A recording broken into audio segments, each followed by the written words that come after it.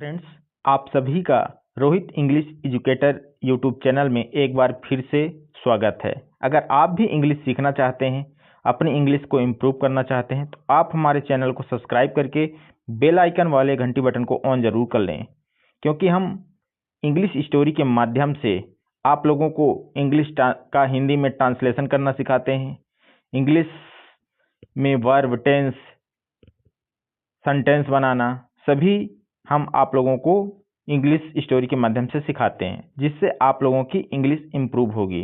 तो दोस्तों, अंत तक आप लोग बने रहिएगा और इस कहानी को आनंद के साथ देखिए और अपनी इंग्लिश को डे बाय डे इम्प्रूव करिए। तो आज की हमारी स्टोरी है donkey in the tiger's skin. यहाँ पे अपोस्ट्रॉफी एस का यूज किया गया है। अपोस्ट्रॉफी का यूज किया जाता है का की सेंस में। तो डंकी यानी होता है गधा और टाइगर यानी हो जाता है बाघ। स्किन यानी होता है चमड़ी या फिर खाल। तो इसका हिंदी मीनिंग हो जाएगा बाघ की खाल में गधा।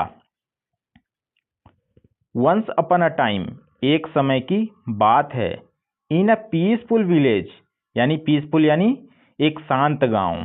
एक शांत गांव में there lived a poor washerman, यानी एक गरीब धोबी रहता था। यहाँ लिव्ड का यूज किया गया है। लिव्ड वर्ब की सेकंड फॉर्म है। सेकंड फॉर्म हमें यह बताती है कि यह पास्ट टेंस का यहाँ यूज किया गया है, पास्ट की बात की जा रही है।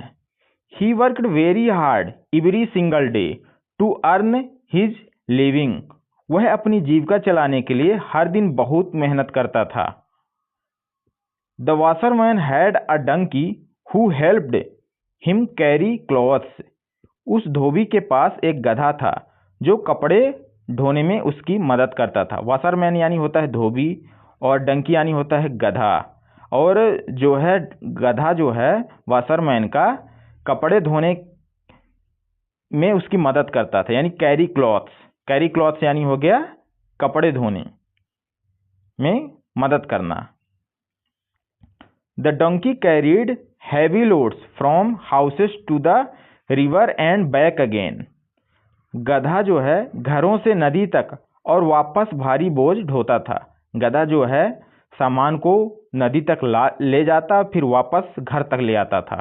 But he washerman earn very little money, लेकिन धोबी बहुत कम पैसे कमा पाता था। अर्न यानी होता है कमाना, मनी, लिटिल मनी यानी हो गया कम पैसा। Because of his poverty, poverty यानी होता है गरीबी। He could not feed the donkey properly, अपनी गरीबी के कारण वह गधे को ठीक से खाना नहीं दे पाता था। स्लोली, धीरे धीरे, the donkey became weak and very thin, गधा कमजोर और बहुत दुबला पतला हो गया। The washerman felt sad whenever he looked at the donkey, जब भी वह गधे को देखता उसे बहुत दुख होता।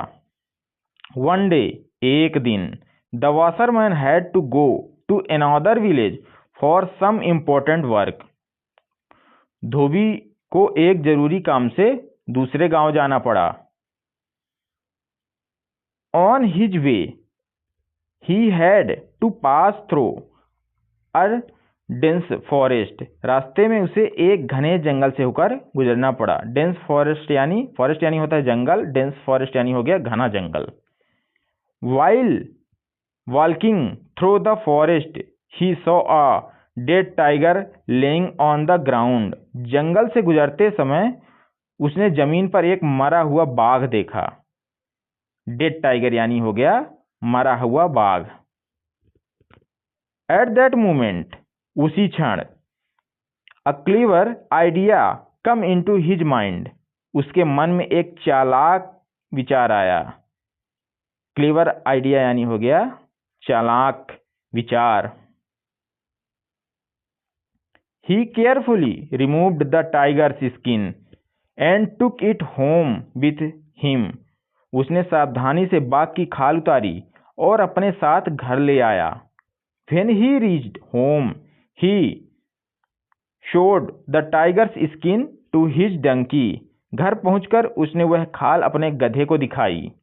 He said, उसने कहा, My dear friend, मेरे प्यारे दोस्त, you work very hard for me, तुम मेरे लिए बहुत मेहनत करते हो। बट लेकिन I can not give you enough food because I am poor, मैं तुम्हें पर्याप्त खाना नहीं दे पाता क्योंकि मैं गरीब हूँ। इनफ यानी हो गया पर्याप्त, फूड यानी हो गया भोजन, बिकॉज यानी हो गया क्योंकि, आई एम पुअर यानी मैं गरीब हूँ। I have found a very to help you, मैंने तुम्हारी मदद करने का एक तरीका ढूंढ लिया है। वे यानी होता है रास्ता, तरीका। फाउंड यानी ढूंढना, खोजना। Wear this tigers skin at night and go into the fields, रात में यह बाघ की खाल पहनकर खेतों में चले जाओ। फील्ड्स यानी होता है खेत, है ना। और जो ये टाइगर्स की स्किन यानी टाइगर्स की जो खाल है, टाइगर्स की जो चमड़ी है, उसे रात में पहनकर चले जाओ। कौन बोला? वाशरमैन, जो धोबी था, वह गधे से बोला, डंकी से। You can eat as much as you went without any fear, तुम बिना किसी डर के जितना चाहो उतना खा सकते हो। एनी फियर यानी किसी भी डर के। People will think you are a tiger and stay away from you, लोग तुम्हें बाघ समझकर तुमसे दूर रहेंगे। The donkey was very happy to hear this plan, यह योजना सुनकर गधा बहुत खुश हुआ। प्लान यानी योजना, योजना को जब डंकी ने सुना तो वह बहुत खुश हुआ, very happy. That very night, उसी रात, he wore the tiger's skin and went to a nearby field, उसने बाघ की खाल पहनी और पास के खेत में चला गया।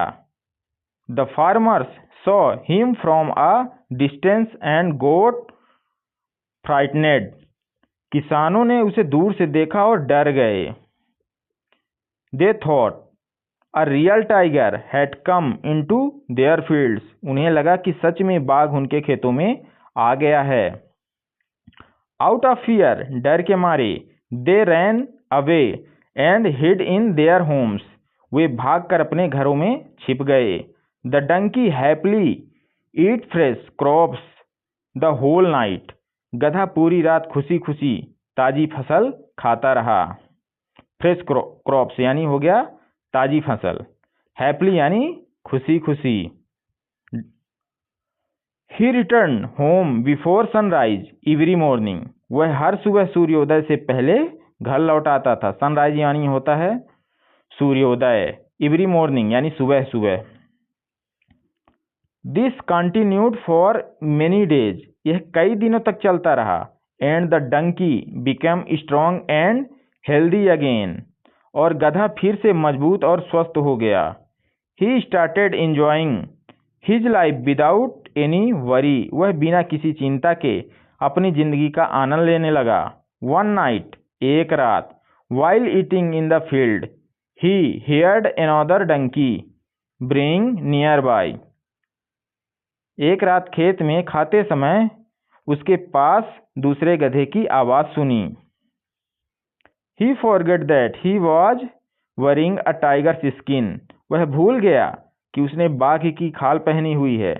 In excitement he began to bray loudly, उत्साह में वह जोर जोर से रेंकने लगा। The farmer heard the strange sound and became curious, किसानों ने यह अजीब आवाज सुनी और चौंक गए। They realize that a tiger can not make such a sound, उन्हें समझ में आ गया कि बाघ ऐसी आवाज नहीं निकाल सकता। रियलाइज्ड यानी समझ आना, है ना। तो किसानों को, जो फार्मर्स थे, उनको समझ में आ गया कि जो टाइगर होता है, बाघ होता है, वह ऐसी आवाज नहीं निकाल सकता। Can not make such a sound. Soon, जल्द ही। दे अंडरस्टूड द ट्रूथ, उन्हें सच्चाई पता चल गई। ट्रूथ यानी सच्चाई, है ना। अंडरस्टूड यानी पता चलना। They come together with sticks and surrounded the donkey, वे डंडे लेकर इकट्ठा हुए और गधे को घेर लिया। स्टिक्स यानी हो गया डंडा, सराउंडेड यानी हो गया घेर लेना, डंकी यानी गधा। तो किसानों जो फार्मर्स थे वो डंडे लेकर इकट्ठा हुए और गधे को घेर लिया। The donkey tried to run away but could not escape, गधे ने भागने की कोशिश की, ट्राइड किया, ट्राइड है ना, भाग नहीं पाया। ट्राइड यानी वर्ब की सेकंड फॉर्म, ये वर्ब है और वर्ब की सेकंड फॉर्म है, पास्ट को दर्शाता है। Run away but could not escape, लेकिन वह बच नहीं पाया। इन द एंड, अंत में, he lost his life because of his foolish mistakes, अपनी मूर्खता के कारण उसने अपनी जान गंवा दी। फॉलिश यानी मूर्खता, मिस्टेक्स यानी गलती, है ना। फॉलिश मिस्टेक्स यानी मूर्खता के कारण अपनी जान गंवा दी। लॉस्ट हिज लाइफ यानी जान को गंवा देना। मोरल यानी सीख। तो हमें इस कहानी से क्या सीख मिलती है? Never pretend to be something you are not, कभी भी वह बनने की कोशिश मत करो जो तुम नहीं हो।